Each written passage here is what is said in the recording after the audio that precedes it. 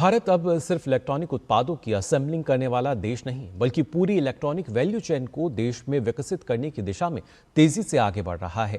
Components, कच्चे माल और manufacturing machinery के घरेलू उत्पादन पर जोर दिया जा रहा है। दिल्ली में आयोजित एक कार्यक्रम में केंद्रीय मंत्री अश्विनी वैष्णव ने बताया कि पिछले 12 वर्षों में भारत का इलेक्ट्रॉनिक्स मैन्युफैक्चरिंग सेक्टर 7 गुना बढ़ा है, जबकि इलेक्ट्रॉनिक्स निर्यात में 11 गुना की वृद्धि दर्ज की गई है। भारत की इलेक्ट्रॉनिक्स क्रांति अब एक नए पड़ाव पर पहुंच रही है। लक्ष्य सिर्फ तैयार उत्पाद बनाना नहीं, बल्कि उन उत्पादों के पीछे की पूरी सप्लाई चेन को भारत में तैयार करना है।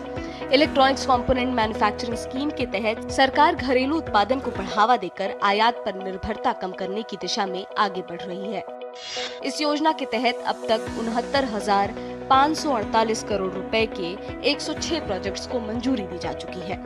इनमें आज स्वीकृत किए गए 31 नए प्रोजेक्ट्स भी शामिल हैं। इन परियोजनाओं में फिल्टर, कॉइल, स्पीकर जैसे महत्वपूर्ण कंपोनेंट्स के साथ ही साथ एसिटिलीन ब्लैक और इलेक्ट्रोलाइट एडिटिव्स जैसी जरूरी मटेरियल का देश में उत्पादन भी शामिल है। इन प्रोजेक्ट से करीब 74,628 प्रत्यक्ष रोजगार पैदा होने का अनुमान है, जबकि प्रत्यक्ष और अप्रत्यक्ष रूप से लगभग 2.5 लाख रोजगार के अवसर बनने की संभावना है।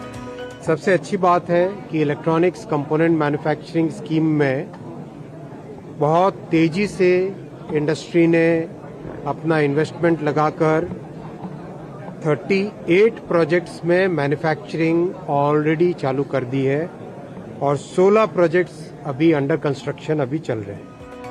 सरकार के मुताबिक ये प्रोजेक्ट सिर्फ निवेश के आंकड़े नहीं, बल्कि भारत के मैन्युफैक्चरिंग सेक्टर में हो रहे बदलाव की तस्वीरें हैं। 106 स्वीकृत परियोजनाओं में 38 में उत्पादन शुरू हो चुका है, जबकि 16 परियोजनाएं तेजी से जमीन पर उतर रही हैं।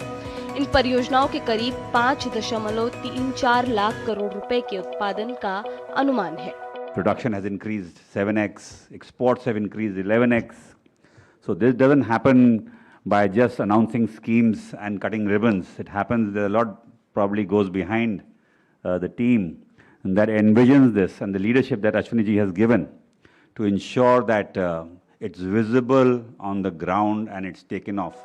आत्मनिर्भर भारत के विजन के साथ लक्ष्य साफ है, मेक इन इंडिया को नई गति देना और भारत को वैश्विक इलेक्ट्रॉनिक्स मैन्युफैक्चरिंग के केंद्र के रूप में स्थापित करना।